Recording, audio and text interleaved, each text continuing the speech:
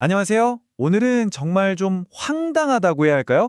한 호텔의 결혼식 취소라는 어떻게 보면 작은 사건에서 시작해서 이게 국가적인 논쟁까지 번졌던 아주 흥미로운 이야기를 한번 파헤쳐 보려고 합니다.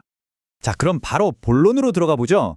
아니, 도대체 세계적인 수준의 호텔이 왜, 무슨 이유로 고객들의 평생 한 번뿐인 행사를 하루아침에 취소해 버렸을까요? 바로 이 지점에서 대중들의 분노가 터져 나왔던 겁니다. 자, 도대체 무슨 일이 있었는지 제대로 알려면요. 이 사건이 얼마나 빠르고 또 혼란스럽게 진행됐는지 그 순서부터 한번 짚어봐야 합니다. 이 타임라인을 보시면요. 당시 고객들이나 일반 대중이 느꼈을 그 당혹감이 그대로 느껴지실 거예요. 9월 초에 호텔이 갑자기 여러 건의 결혼식이랑 심지어 객실 예약 100여 개를 취소해버립니다. 그러다 중순쯤에 그 이유가 밝혀지는데 바로 중국 국빈 방문을 위한 대규모 예약 때문이었다는 거죠. 그런데 진짜 황당한 건 그 다음입니다.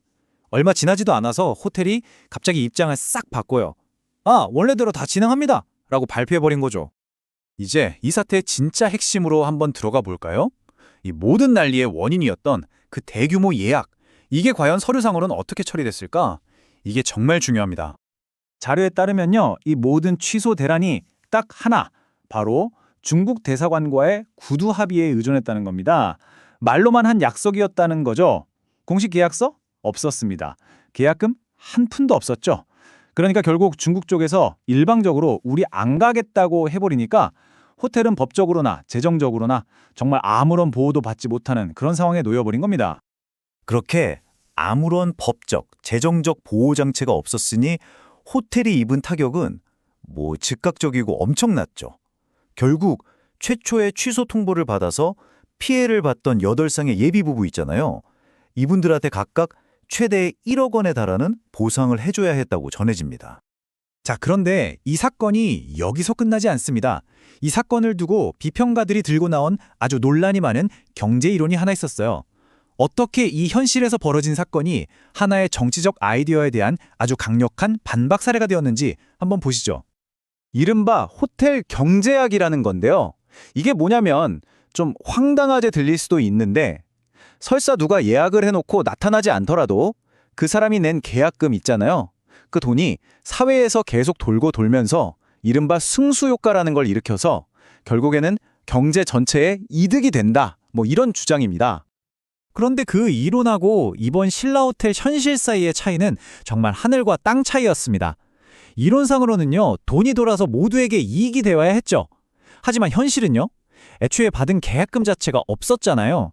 그러니 신라호텔에게 남은 건 막대한 재정적 손실과 이미지 추락뿐이었습니다.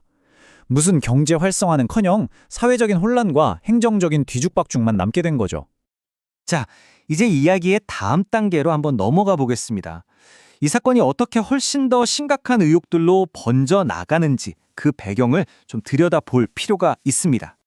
당시 자료들에서 제기된 의혹은 크게 두 가지 방향을 향하고 있었어요. 첫째는 국내 정치적인 압력, 그러니까 정부가 호텔 측에 보이지 않는 압력을 넣어서 그 구두 예약을 받게 한 거 아니냐, 이런 주장이죠. 그리고 둘째는 국제 외교적인 영향력입니다. 바로 북한이 중국의 영향력을 행사해서 방한 규모를 축소하게 만들었고 이게 결국 취소로 이어진 거 아니냐는 추측이었습니다. 당시 한 자료에 나온 이 인용구가 그 불신을 아주 잘 보여주는데요.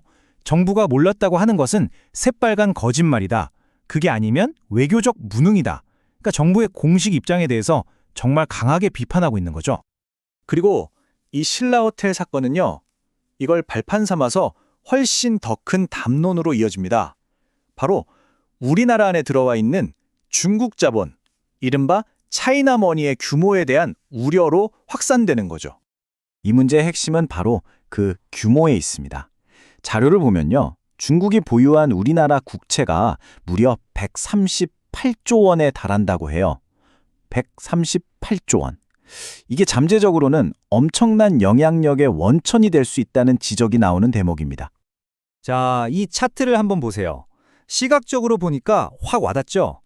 중국이 들고 있는 우리 국채 규모가 미국이나 일본 같은 다른 주요 국가들과 비교했을 때 정말 압도적으로 많다는 걸 한눈에 알 수 있습니다. 이런 흐름은 부동산 시장에서도 비슷하게 나타납니다. 작년 한 해 동안 외국인이 우리나라 부동산을 사들인 것 중에 중국인이 차지하는 비중이 무려 65%에 달했다는 보고가 있었어요. 자료들에 따르면 바로 이런 데이터들이 우리의 경제 주권 문제에 대해서 아주 심각한 질문을 던지고 있다는 겁니다.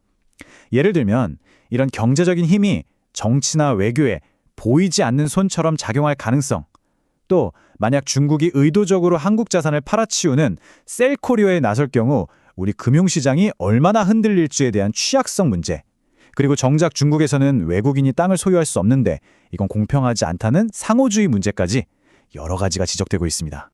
자, 이렇게 보니까 정말 작은 사건이었죠? 몇 건의 결혼식 취소에서 시작했는데 이게 수조 원대의 국제 금융 문제까지 이야기가 뻗어나왔습니다.